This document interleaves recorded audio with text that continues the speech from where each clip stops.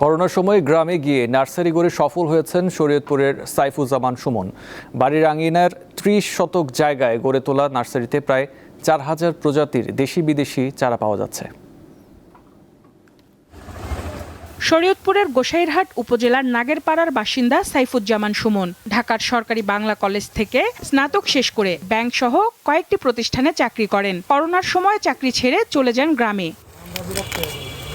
প্রথমে ছাদ বাগান এবং পরে বাণিজ্যিকভাবে নার্সারি করেন। পরিবার ও স্বজনদের নেতিবাচক মন্তব্য উপেক্ষা করে মাত্র ১৩০ টাকা পুঁজি নিয়ে গড়ে তোলেন তালুকদার এগ্রো নার্সারি। ৫ বছরের ব্যবধানে এখন যার বাজার মূল্য প্রায় ২৫ লাখ টাকা। এখানে দুর্লভ ও দামি ফুল, ফল, কাঠ ও ঔষধি সহ প্রায় ৪০০ প্রজাতির গাছের চারা পাওয়া যায়। নার্সারিতে অনেক সুন্দর সুন্দর গাছ আছে, বিভিন্ন প্রকার গাছ আছে। ছোট আকারে শুরু করছিল তাদের আর কি বাড়ির ছাদে। আমার ওই নিচে কোথাও দিয়ে দেন, আমার ওই জমিনের ভিতরে আমি করতে থাকি।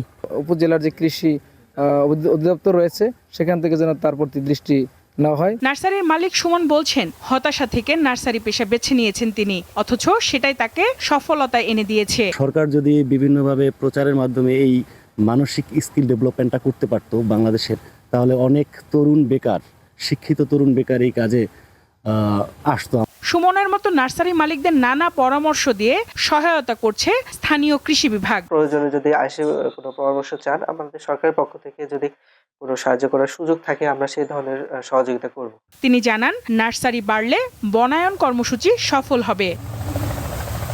সঞ্জিতা প্লাবনী, দীপ্ত, বার্তা কক্ষ।